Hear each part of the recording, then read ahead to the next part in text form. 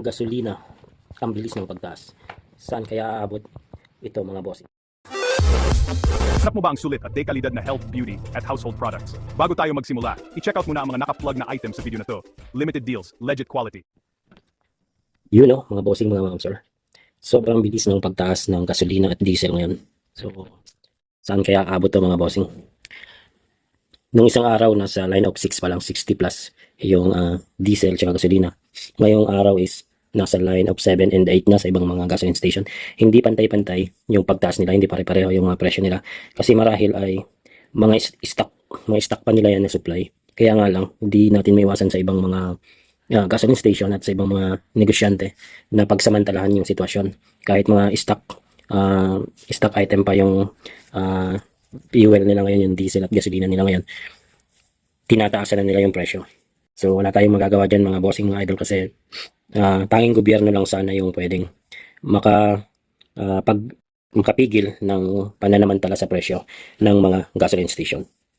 So yun mga bossing, nasa 1 week pa lang, 7 days pa lang yung nangyayaring kaguluhan sa Middle East.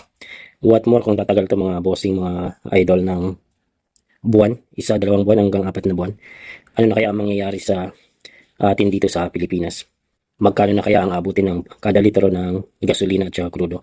At sunod-sunod na magsisataasan din yung mga pangunahing bilihin nating mga tao.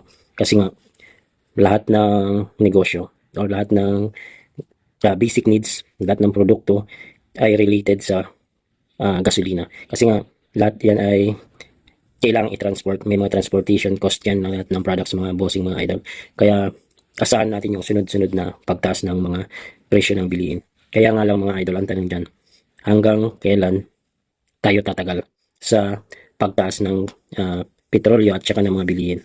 So nakakabahala mga bossing, mga idols, yung nangyayaring crisis ngayon sa buong mundo, kasi tulad nating mahihirap na bansa at mahihirap na tao, mga ordinaryong tao, tayo yung unang-unang apektado ng pagtaas ng mga bilihin. So 7 days pa lang, sobrang apektado na tayo. What more pag tumagal yan ng 2 months, 3 months hanggang 4 months, baka hindi na natin kayanin, baka lumagpas na ng 100 pesos per litro yung crude at saka gasolina. So yun lang mga bossing,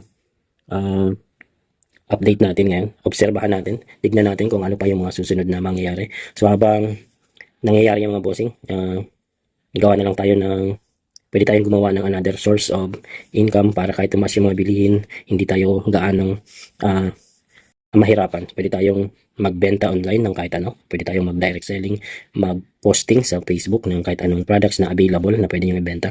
Parang kagaya nito sa akin mga bossing. Nagpa-part-time ako, po-posting ako nitong amazing pure organic barley sa aking Facebook. So once na nag-order, so ipapadala ko lang siya online.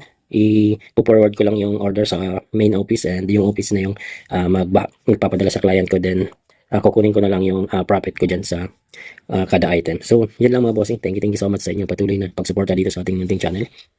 Pwede kayong mag-follow at mag-subscribe, and paki-hit na rin ang notification bell button para palagi po kayo updated sa ating mga updates. So yun lang mga bossing, thank you.